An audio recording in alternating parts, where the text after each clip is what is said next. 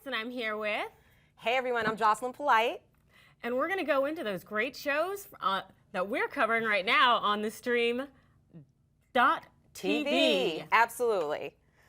Okay, well, we watched some really great shows last night, and we were pretty excited about it. I know all my favorites were on last night. They really were. And March Madness got in the way of a couple of shows, but we're going to get through this morning. Yep, I know. We are first going to go ahead and cover the Blacklist. You know what? And it was such an interesting episode, in part because we're starting with what? Largely the whole interview and interrogation by the judge and him asking Liz all of these questions, and Liz was stuck in the position of defending herself. She was, and it was a continuation of last week, and I just felt like Lizzie, this episode, she kind of annoyed me a little bit, and this one, I just feel like she's in a position where she's always that person that has to like navigate through all these different things, and sometimes it gets a little unrealistic, but I found her interesting last night. But the key person was Tom Keene. Yes, I couldn't agree with you more. And the thought that, hey, Tom, he came back from his deep cover that he was in, where we saw him turn into this white supremacist out in Germany, and now he comes back just for Liz to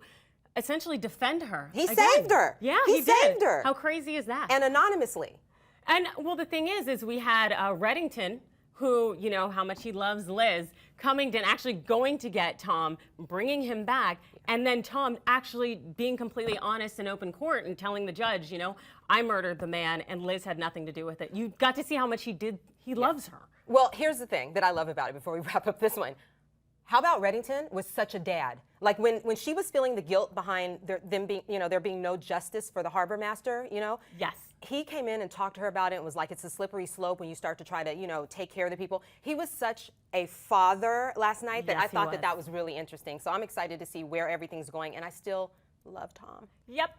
And you know, and you're absolutely right on that point, how Red always continues to mentor her and to be with her, and Liz is kind of like, you know, why'd you make this sacrifice in bringing Tom back when you know it could threaten your livelihood, or you hate Tom, why'd you bring him back? And he kind of explains to her there are things you have to do, and largely he's just making the sacrifice for her. It goes more to him being, you know, hopefully it comes out her father, and we'll see from there. We shall see. Yes, and one other show that we fortunately didn't lose to March Madness was American Idol. Oh, which was so good last night. So I actually liked it last night, and I told you I'm not like the biggest American Idol fan because I just have kind of gotten over it, but I kind of got into it last night. I think you know why? It was movie night. They did the scores from movies, which made it a lot more interesting. So they had like Footloose and The Lion King and all these great songs, and I think they did pretty good. Yeah, and it was cool because they got to the top 10. And I guess the first performance we want to get into was that interesting Beatles performance, Come Together, by Kasim Middleton. Yeah. You know what? I feel like he performed. He ran around and everything, and sometimes that can be confused with performing, but he ran around a lot. He was singing. I guess they saved him, so I guess it was a good performance, but I didn't really think the vocals were all that great, but I mean, what do I know? And the thing is, like, it was interesting because we've seen all sorts of variations of Come Together. We have originals from the Beatles, we have Aerosmith, we've seen it across the gamut, and what he brought to the table was super interesting, different, it was heartfelt, but it was definitely, you know, I think they needed to execute the save for him because I don't know if he would have made it through without their help. I know he wouldn't have, but one of the people that I feel like has to go is Daniel. I'm sorry, him and that guitar, and he was pitchy, he was all over the place. And I mean, I feel bad because he's 15 years old. I mean, so obviously, you know, he's up there, he's trying. I could never get up there and do that. But still, like, it was uncomfortable to listen to. He handled Adam Levine's Lost Stars. And the thing is, we generally know Daniel to be very strong and a really, really talented performer. You can tell he's going to do a lot, especially as he matures and continues to develop his art and skill. But last night, it wasn't on point. But fortunately, nobody went home, so. And I must say, Jax, like, let's go to sleep. And that was boring. It was very meh. And then also, Tiana didn't bring it last night. Yeah, you know, I thought Jax did. I actually thought she did all right. You know, she had Adam Sandler's Grow Old With You, and I thought she had a really nice rendition of that. And I kind of like to see it happen. But I understand your feelings. I think last week Jax didn't have necessarily the strongest performance. This week, I think she stepped it up. So I can see why she, you know, stayed in the running. Okay, well, we'll see what happens next week on American Idol. And another American show, American Crime, which hit its third episode, and it was so interesting, and we got to see how much it was about family on this one. And we had a lot of characters come into play who we didn't know, and storylines developing. But I saw in this whole family, I don't know if you also felt it, it seemed a lot of it was about parenting. It was. And about how we treat our children, and especially with the experiences they go through. Like we saw the father who could not, he couldn't, I guess, come to terms with the thought that his daughter would be having an affair. Right. Or would be unhappy, even notwithstanding the fact that her husband was using drugs and exposing her to people she didn't like. Well, I have to admit, I'm new to this show. I'm really new to American crime, and I'm hooked. I love it. I mean, I just dug in last night, and now I've got to go and watch a couple of other ones over again to really get the gist of everything, because it's moving fast and it's a great show.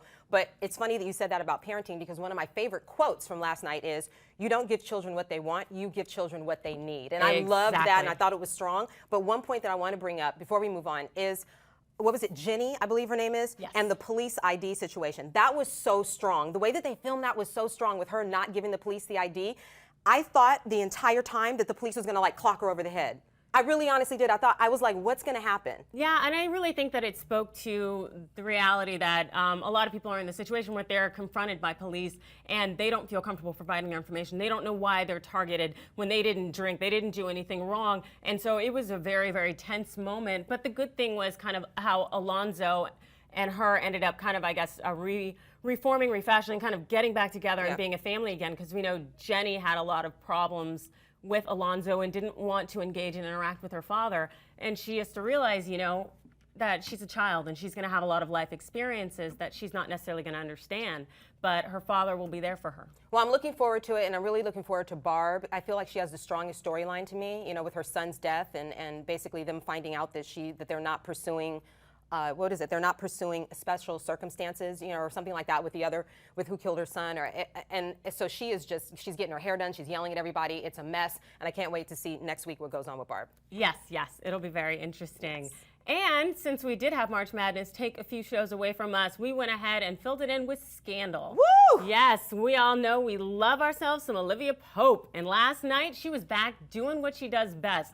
But of course, some things got interesting. We had Lena Dunham come in from her normal show, Girls, and some people thought that her actual character was something of a, let's say, something similar to maybe her actual character on Girls, but I thought it was super interesting, and I thought she played a good role in terms of almost being the DC madam, having slept with all the politicians and really holding that over their heads. Absolutely. She was kinky as I don't know what, and she came on the show. A lot of people were kind of weird about her coming on the show, but she actually came on, and I liked her. I wasn't sure I was going to like her, but she was interesting. She brought like the kinky filth to Scandal, which was really fun, and she brought out Olivia's freak. Yep. How about that? Yep. Olivia was picking up guys in bars. And the good thing is, you know, having Lena Dunham come in and having this role be played out where she needed help, we got to see Olivia back in her normal stage of helping people and finding a way to resolve their issues, which is what she does best. But of course, as we saw Olivia's character play out, we saw some of her issues come out from being kidnapped. Like she was extremely angry at times and yelling, and she had a bark and a bite I've never seen out of Miss Pope. Yeah, she's getting mean, but one thing that we have to say before we go, Huck, oh my God. If you guys saw it last night, what happened with Huck? Oh my gosh, he absolutely went crazy. Yep. Slit her throat. I didn't know it was coming. I was in shock. I literally was watching the show like this. It was nuts. Absolutely. We got to see that. With Huck, family is paramount. That's like the key thing. Oof. That's just wild. And the thing is, too, is I don't think he was crazy. I just think he was determined.